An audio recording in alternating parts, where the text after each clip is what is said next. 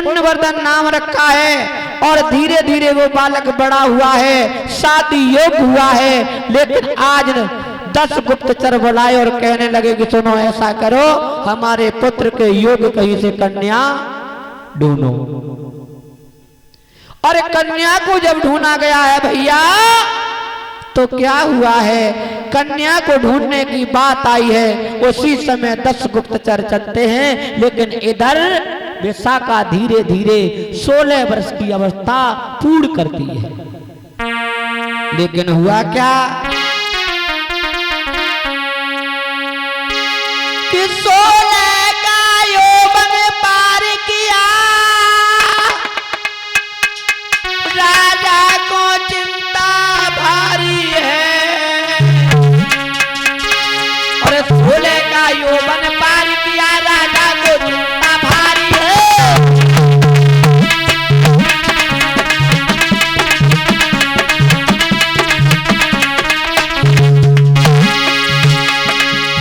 जैसे ही 16 वर्ष की अवस्था पूर्ण की है लला कन्हैया,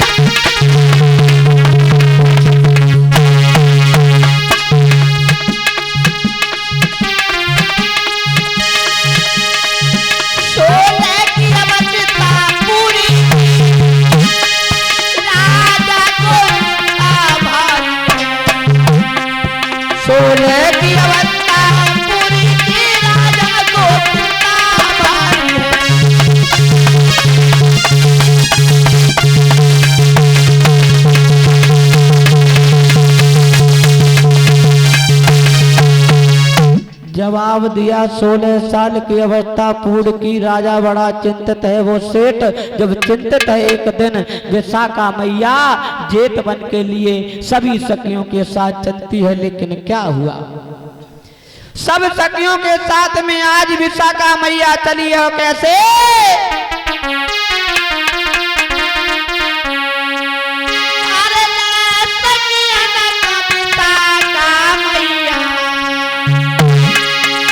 जेठ बनी में आई और देख बच्ची देख छटा जा मन में रह गई।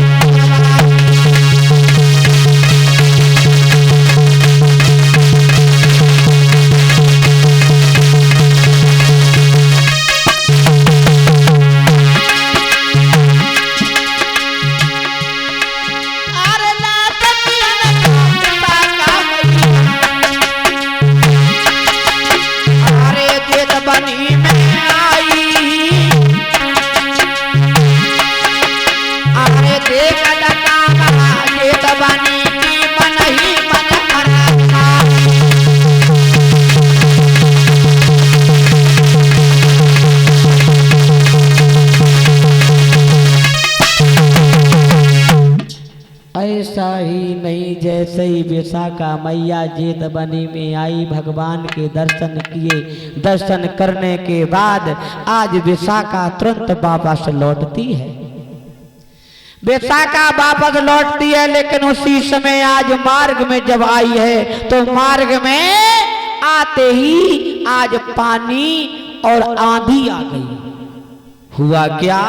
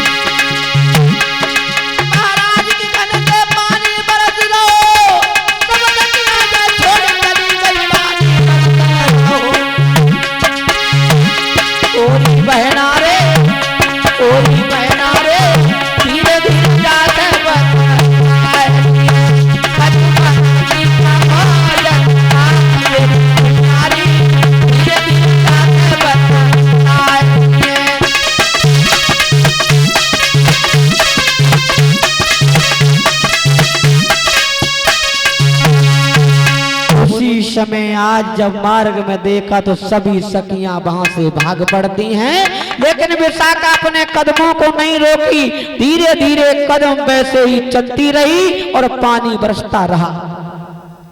इस दृश्य को जैसे ही उन 10 गुप्तचरों ने देखा है तो 10 गुप्तचर पास में आए और बोले, कहने लगे, सुनो बेटी, कौन हो तुम? जवाब दिया है क्या? अरे कहा तुम्हारा नाम है? अरे मेरी बिटिया। अरे का बबला को नाम दी।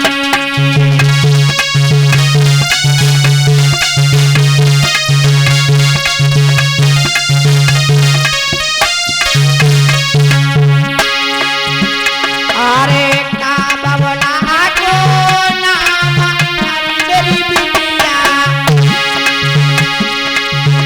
मोए तीजो भेद बाता जी।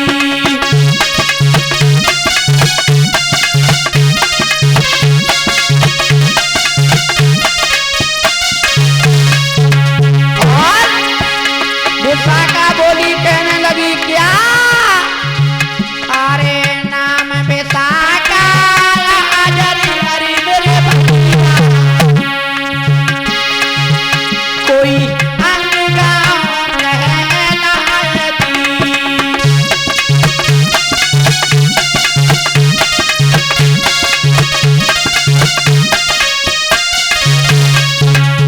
और अंगाम मेरा खास है। अरे मेरे भैया,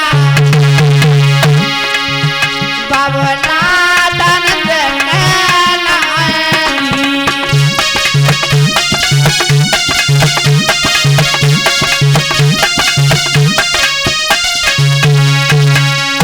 उसी समय जवाब दिया, मेरे बाबुल का नाम है धनंजय सेठ और मेरा नाम विशाखा है और मैं अंग गांव की रहने वाली हूँ। इतना कहने के बाद वो 10 गुप्तचर बोले, कहने लगे, बेटी, सभी सखियां तुमको छोड़ करके भाग गई, लेकिन तुम बिल्कुल शांत प्रिय अवस्था में क्यों चलती रही? 10 गुप्तचरों ने जवाब दिया है, तुम्हें मालूम नहीं है क्यों तुम ऐसे चलती रही? तो विशाखा ने जवाब दिया, अगर मैं पानी बरसते समय पर मिट्टी गीली हो जाती है और मैं अगर दौड़ करके भागूंगी, कहीं मेरा पैर टूट गया या मेरा कोई वस्त्र फट गया तो मेरे पिता से लोग कहेंगे, तुम्हारी पुत्री कहाँ रही? और देखो उसके वस्त्र फटे हुए हैं। मेरे पिता के दोष लगेगा मेरे पिता पर। इसलिए मेरा यही कहना है कि अगर शांत प्रिय चलोगे, और ये भी सत्य बात है, मैयन को दौड़ के चलना नहीं चाहिए। बहुत सी मैया हैं धम धम करके चलती जल्दबाजी में, ऐसा नहीं करना चाहिए। पुत्रियों को बड़े शांत प्रिय चलना चाहिए। और जो कहा भी गया है कि नारी की रीत सबसे निराली है। काये कभी कह रहे हो, हम नहीं कह रहे, सुनो क्या? अरे नार तो भैया, नार नीचे को झुकाए चले। अरे होले चले, धीरे चले, अपने पति से प्रेम करे।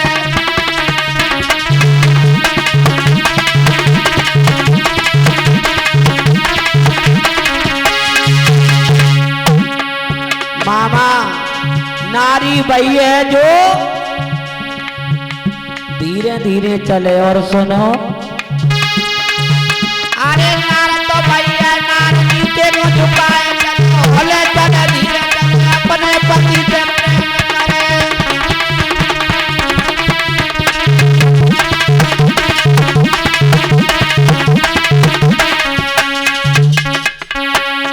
और ऐसा अगर ना करे तो भाई आ जाना, नार तो भैया, नार नीचे को झुकाए चले, होले चले, धीरे चले, अपने पति से प्रेम करे। और जो नारी सीना तान के चले, ऊंची गर्दन करके चले, तो वह नारी न वह नाहर जानो। काहे सो बहुत ही मैया है, कोई द्वारे आवे ना तो पूछा के कि अब ये बताओ फलाने दिन कहाँ है, फलाने दिन घर में परे सोच। वे द्वारे से कहती तुम बताओ क्या काम है, हमें बताओ, हम सब बातें बताएं तुम्हें, मुझे बताओ तुम क्या बात है। दंड है मैया, अगर तुम्हारा पति कहीं समाज में बात कर रहा है तो तुमको कभी भी उस समाज में बोलना नहीं चाहिए, क्योंकि पति फैसला अगर लेगा तो वो गलत फैसला कभी नहीं लेगा। इसलिए सभी माताओं से कहना, अगर पति कोई अच्छी बात कह रहा है, समाज में बैठा है, तो तुम्हें समाज में कभी जाना नहीं चाहिए और उस समाज में पति के सामने और उन लोगों के सामने तुम्हें बोलना नहीं चाहिए। अगर समझाना है तो आगे पीछे समझाओ, बहुत समय होता है। कभी कह रहा है नारे तो भैया नारे पीछे को दुख है, चलो चलो धीरे चले अपने पति से